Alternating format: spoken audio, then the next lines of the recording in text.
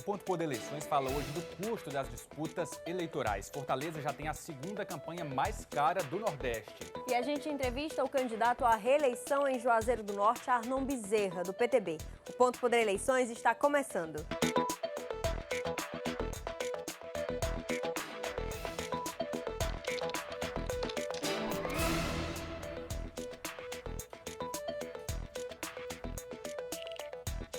Olá, boa noite. Ponto Poder Eleições está no ar e a gente começa o programa de hoje falando dos gastos de campanha aqui em Fortaleza, na capital, onde 11 candidatos disputam a prefeitura agora no próximo dia 15 de novembro. Os partidos já fizeram uma prestação de contas parcial à Justiça Eleitoral e esse balanço mostra que juntos eles já gastaram quase 11 milhões de reais. Os detalhes a Alessandra Castro mostra pra gente. TV, redes sociais, atos nas ruas, panfletos. Você sabe com o que os candidatos mais têm gastado nessa campanha? Com propagandas, tá, com panfletos, tá? Eles estão gastando mais com isso. Rapaz, estão gastando mais com publicidade e esse negócio de bandeirada nas esquinas aí que não tem noção não do tempo não. Até agora, os 11 candidatos à Prefeitura de Fortaleza já contrataram juntos quase 11 milhões de reais em despesa de campanha. É o segundo maior valor do Nordeste. Entre as principais despesas contratadas está a terceirização de serviços, impulsionamento nas redes sociais e propaganda no rádio e na televisão. Quem lidera as despesas contratadas é o candidato Heitor Freire. Em seguida, Sarto Nogueira. O terceiro com mais gastos é Capitão Wagner, seguido de Luiziane Lins e Célio Studart. Os que menos gastaram até agora são Samuel Braga, Heitor Ferrer, Anísio Melo, Renato Roseno e Paula Colares. José Loureto não declarou despesas. Os valores foram informados pelos candidatos à Justiça Eleitoral e correspondem à prestação de contas parcial da campanha. É com base nessas informações que será feita a fiscalização dos gastos pelo Tribunal Regional Eleitoral do Ceará.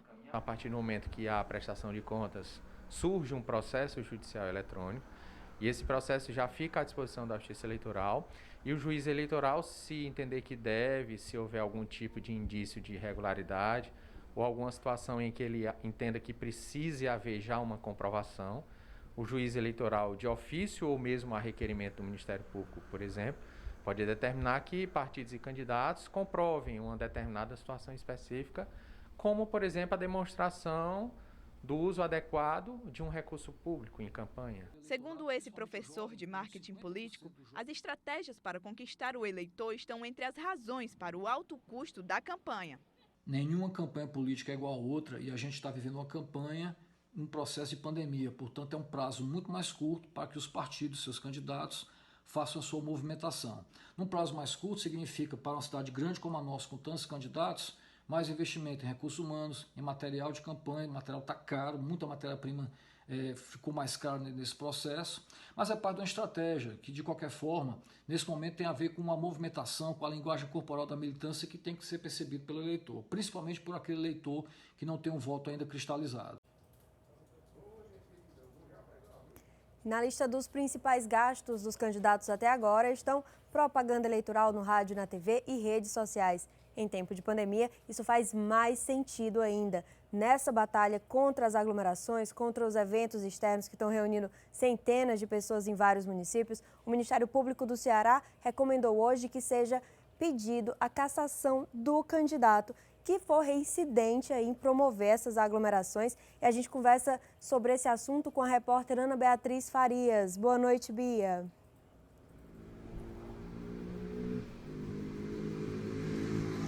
Boa noite, Jéssica. Pois é, o Ministério Público expediu hoje uma recomendação para que os promotores eleitorais peçam a cassação de candidatos que promoverem aglomeração de maneira reincidente. Isso vale tanto para quem se candidata a prefeito quanto para quem se candidata a vereador. De acordo com o Ministério Público, em casos assim, o pedido de cassação se baseia no fato de que está havendo abuso de poder político e econômico. O Procurador-Geral de Justiça do Estado falou sobre esse assunto hoje em coletiva, mais cedo. Vamos ouvir o que ele disse.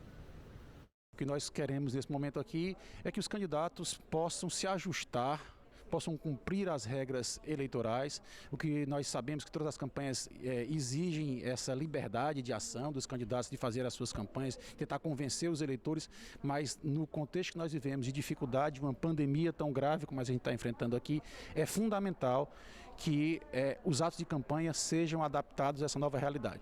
E nós estamos aqui para dar o apoio institucional que eles necessitam, recomendando e enviando um modelo de ação para que o Ministério Público seja cada vez mais eficiente nessa garantia da igualdade de oportunidades no pleito.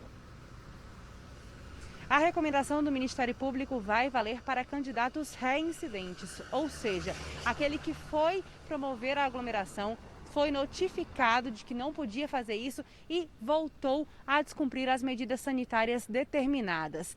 Isso já aconteceu em mais de 60 municípios do Ceará. Eu volto com vocês, William e Jéssica. Obrigado pelas informações, Bia. E chegou a hora agora, mudando de assunto, de mostrar o que fizeram os candidatos à Prefeitura de Fortaleza hoje. A gente foi acompanhar o dia de campanha dos 4 primeiros colocados na pesquisa Ibope, divulgada no último dia 14 de outubro. Vamos conferir. Sarto Nogueira, do PDT, deu entrevistas pela manhã. Ele falou sobre propostas para a juventude, como a ampliação da Rede Cuca e das Areninhas. O candidato também propõe a criação do Laboratório de Inovação Tecnológica. O objetivo é incentivar o empreendedorismo entre os jovens. Para quem tem habilidades para fazer uma nova tecnologia, o que a gente chama de startup, né? Essas novas empresas de negócios, fazer esse Labinfo é um coworking, que chama, é um local centralizador de inovação. Quem tiver habilidade vai ser, eu diria, pescado, vai ser financiado, capacitado. Heitor Ferre, do Solidariedade, visitou o Centro de Turismo do Ceará. Ele apresentou propostas de incentivo ao setor, como isenção de impostos. Diante da crise, o poder público tem a obrigação de socorrer o segmento, através de incentivos fiscais, de isenção de taxas, de isenção de impostos. Isso, obviamente, sob autorização do Poder Legislativo, que é quem pode autorizar essas isenções. Célio Studart, do PV, visitou o Lar Amigos de Jesus, no Joaquim Távora.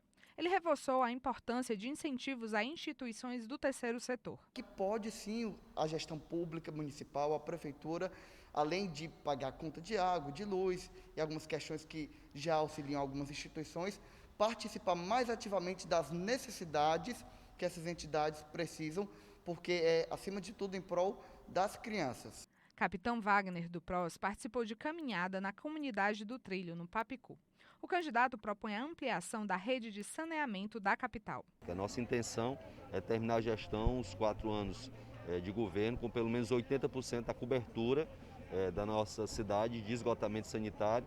A cobertura de água tratada é maior, mas a gente tem que ampliar ainda mais para garantir água tratada e esgoto, para reduzir as doenças epidêmicas que acontecem com muita intensidade aqui em Fortaleza. Bom, e a candidata Luiziane Lins, do PT, também teria o dia de campanha acompanhado pela nossa equipe, mas ela não teve agenda externa nesta quarta-feira.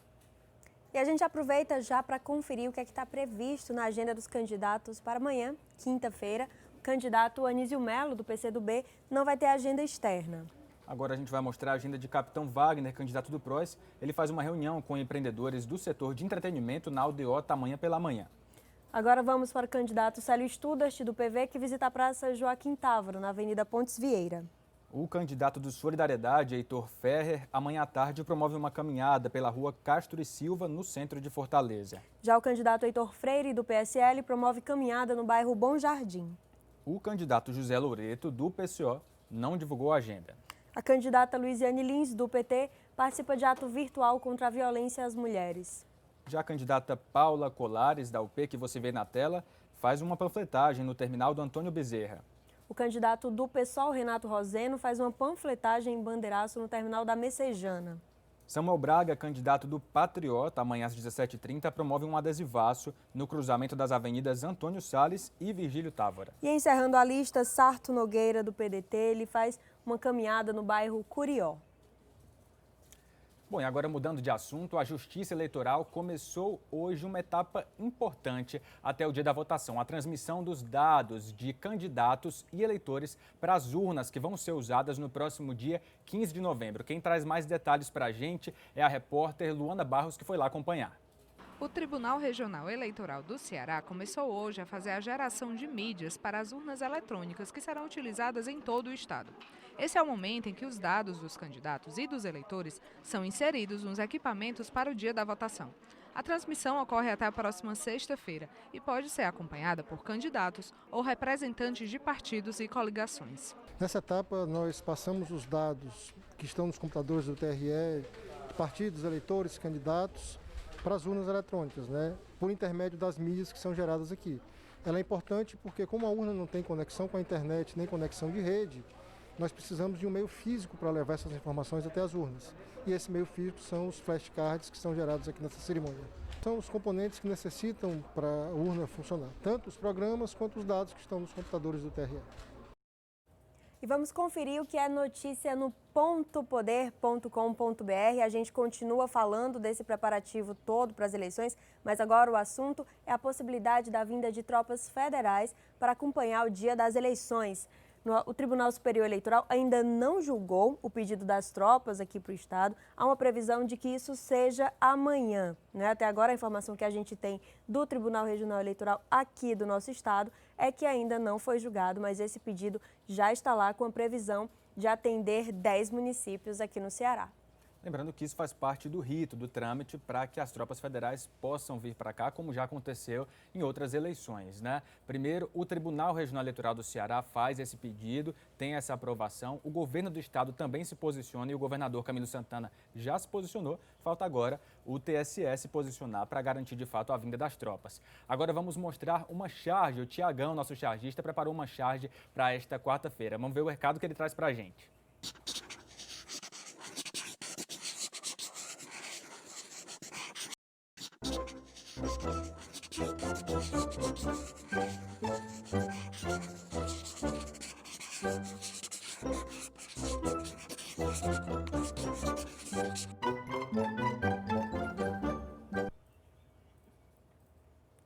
E eleição, a gente sabe que sempre os candidatos vão em busca do eleitor, vão lá ouvir e colocar suas propostas. É importante que essa proximidade ela se mantenha também em eventual mandato para quem de fato foi eleito. Bom, agora vamos para um rápido intervalo. Daqui a pouco tem entrevista com o candidato do PTB à Prefeitura de Juazeiro do Norte, Arnon Bezerra. Já, não sai daí.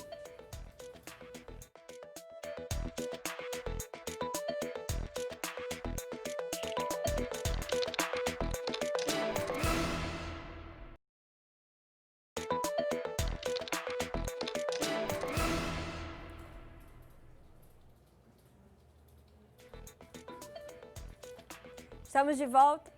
Natural do Crato.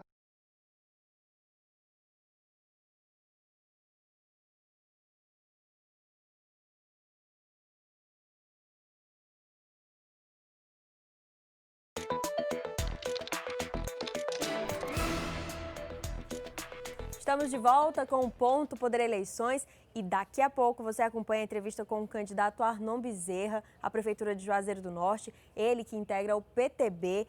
Antes de a gente conferir a entrevista com o candidato, que foi previamente gravada, a gente vai conhecer um pouco mais do perfil dele. Natural do Crato, Arnon Bezerra é candidato pelo PTB. Ele é médico e tem 69 anos. Já foi secretário de Saúde de Juazeiro do Norte, nos anos 80. Em 1990, foi eleito deputado estadual. 4 anos depois, se elegeu deputado federal, cargo para o qual foi reeleito mais 5 vezes. Em 2016, se elegeu prefeito de Juazeiro do Norte e neste ano tenta ser o primeiro chefe do executivo reeleito no município. O candidato a vice na chapa é o advogado Gabriel Santana, do PT, filho do ex-prefeito e ex-deputado Manuel Santana. Estamos de volta e a gente recebe agora aqui no Ponto Poder Eleições o candidato do PTB à Prefeitura de Juazeiro do Norte, Arnon Bezerra, ele que tenta a reeleição. Candidato, a nossa entrevista tem duração de 10 minutos que começam a ser contados a partir de agora. Uma boa noite para o senhor. Boa noite a todos, boa noite. Começo perguntando para o senhor, candidato. Boa noite, William.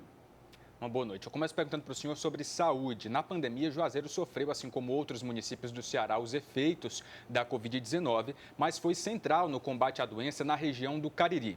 Apesar disso, ainda assim o município sofre com posto de saúde reformado e fechado, além de postos não reformados e parados.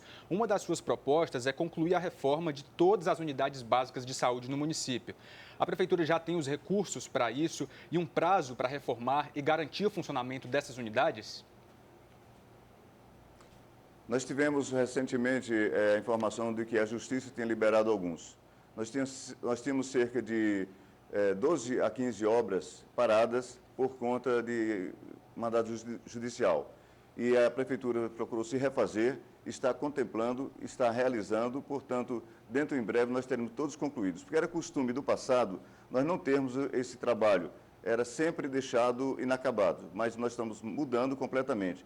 E nessa pandemia nós conseguimos recuperar uma UPA que transformamos na UPA do coronavírus, no tratamento, ganhando 32 leitos que possibilitaram Juazeiro não ter aglomerados de congestionamento de ambulâncias ou de UTIs e muito menos no leito de clínica médica. Portanto, dentro dessa situação, nós temos que recuperar, vamos recuperar e nós temos recursos para isso, oriundos do governo federal e também dos recursos do próprio município.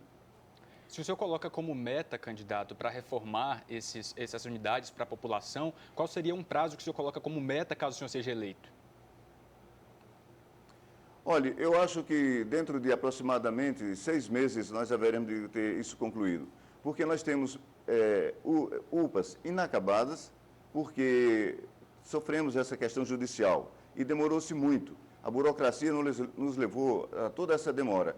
Mas eu acredito que nós não haveremos de ter mais, mesmo porque nós temos um recurso de fundo internacional que possibilita que a gente volte a vista para outras necessidades e, consequentemente, a gente dispõe desses recursos para agilizarmos, sobretudo, essas questões, transformando, evidentemente, concluindo o Hospital Maria Amélia e transformando o Hospital São Lucas no Hospital Geral, aliviando em muito a nossa situação. Porque Juazeiro é um município do centro do Nordeste brasileiro. E não é só a cidade em si, vem também pacientes de outros municípios e também de outros estados. Candidato, Juazeiro foi pauta nacional a fechar o acesso à estátua de Padre Cícero lá no Horto, aí após 50 anos por causa da pandemia. Eu gostaria de saber do senhor como garantir que os 2 milhões de romeiros voltem a visitar a cidade sem gerar perigo, mantendo aí o aquecimento da economia. Olha, é uma preocupação que nós temos, mas trabalhar com a economia na época de pandemia realmente é terrível. O mundo inteiro está sofrendo. Nós não vamos garantir, mas nós vamos fazer a prevenção orientando todos os proprietários de hotéis, de pousadas, para que eles orientem também os seus hóspedes. Nós temos aqui em Juazeiro, através da Secretaria de Saúde, um ambiente que possibilita a gente fazer essa orientação devida, que, consequentemente, irá nos proporcionar uma certa segurança, mas garantir mesmo só depois da vacina, porque, por enquanto, toda aglomeração é sempre perigosa e vai nos trazer, vai nos remeter a ter um cuidado. Hoje, nós temos que usar a máscara, que é o que é mais eficaz, e, evidentemente, outras medidas preventivas que possibilitem a gente conviver melhor com essa situação. Candidato, inclusive, nesse período, agora de campanha eleitoral, tem havido muito alerta sobre aglomerações em campanha. Como que a campanha do senhor tem cuidado disso para evitar que as aglomerações acabem propagando aí de forma descontrolada o vírus? É sempre uma temeridade. A gente entrou em contato, inclusive, com a Justiça Eleitoral, externamos a nossa preocupação, mas, evidentemente, que fica com a responsabilidade dos candidatos e, portanto, de cada pessoa. Eu digo sempre, como dizia anteriormente, que nós não podemos chegar e entregar responsabilidade para governos. A responsabilidade é de cada um. O governo cabe orientar, diante dessa situação que nós estamos vivendo, para que ninguém tenha prejuízo. A gente sabe muito bem que toda essa questão da pandemia chegou, ninguém sabe de onde veio e ninguém sabe ainda qualquer solução para um problema tão grave como nós estamos sendo acometidos. Evidentemente que no que nos remete a ter esse cuidado, a prevenção que possibilite o bem-estar de todos até que surja a vacina. Candidato, uma das polêmicas nos últimos anos em Juazeiro do Norte trata da destinação do lixo. O Ministério Público Estadual, inclusive, apontou um funcionamento irregular e pediu até a suspensão de contratos com a empresa responsável pela locação do terreno, né? Aliás, pela locação do terreno. Esse ano houve o anúncio de desativação do lixão e de funcionamento de um aterro sanitário. Ainda assim, o seu plano de governo, apresentado à Justiça Eleitoral, não traz nenhuma proposta direta, específica para esse tema. Pergunto para o senhor, o aterro sanitário resolveria esse problema em uma eventual segunda gestão? Claro, a gente não pode deixar de ter esse cuidado. Houve-se, há cerca de 10 anos passado, uma discussão que perdura até hoje, um destino para resíduos sólidos que seja um consórcio dos municípios da região do Cariri. Isso que gerou polêmica, inclusive com a população.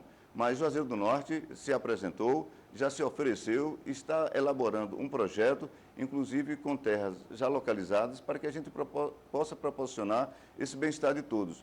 Existe um certo preconceito na questão pelo fato de ser um lixo, resíduos sólidos, mas evidentemente que todos nós temos que ter essa responsabilidade.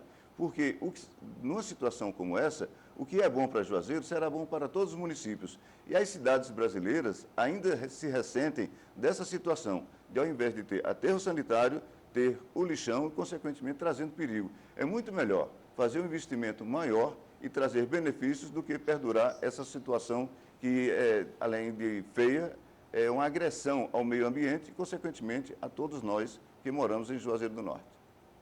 Candidato, esse é um diagnóstico que o senhor, como atual gestor, já faz. E esse anúncio do aterro, ele também não é novidade, né? Ele já foi feito. Como, então, viabilizar esse aterro em uma eventual segunda gestão? Parceria público-privada é o que a gente está trabalhando. Fazendo um trabalho através de um consórcio que Juazeiro capitanie, pelo fato de ser a cidade maior, não queremos ser responsável pelos demais municípios, mas a gente tem que gerar essa possibilidade de ter um pensamento mais adiante, porque esse preconceito traz um atraso enorme, dificulta essa relação e, consequentemente, nos ameaça todo santo dia. Então, através de uma parceria público-privada e também, dentro de um recurso, nós estamos elaborando aí projeto já aprovado, através do Banco da Comunidade Andina, vai nos possibilitar que a gente resolva graves problemas que perduram até hoje em Juazeiro, sobretudo na questão das drenagens, que Juazeiro, cada vez que chove, é um Deus nos acuda. E a gente tem que ter, efetivamente, todo esse cuidado para possibilitar o bem-estar dos moradores de Juazeiro do Norte. Candidato, a pesquisa Ibope TV Verdes Mares mostrou um empate técnico do senhor com outros 2 candidatos e o índice de rejeição que é pelo menos 16 pontos à frente deles. Juazeiro do Norte não tem um histórico de reeleger prefeitos. Gostaria de saber do senhor a que o senhor atribui esses números e o que tem feito para revertê-los. Olha, um trabalho, a gente sente a rua. Eu respeito demais pesquisas, mas a gente sente a rua. E o fato da rejeição, quem está no poder sempre desagrada alguém. Isso aí traz uma preocupação, mas também garante que nós estamos no caminho certo. Juazeiro, quando nós recebemos, a educação era a última do estado do Ceará. Hoje já está no 16º lugar, só com 3 anos, porque esse ano não foi perdido, porque eu não costumo maldizer dos dias vividos, mas é um ano difícil.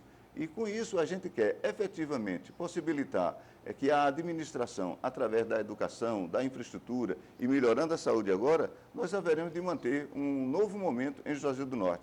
Porque quem tem educação, tem segurança, cuida do meio ambiente, tem uma saúde de qualidade e sabe, portanto, se respeitar.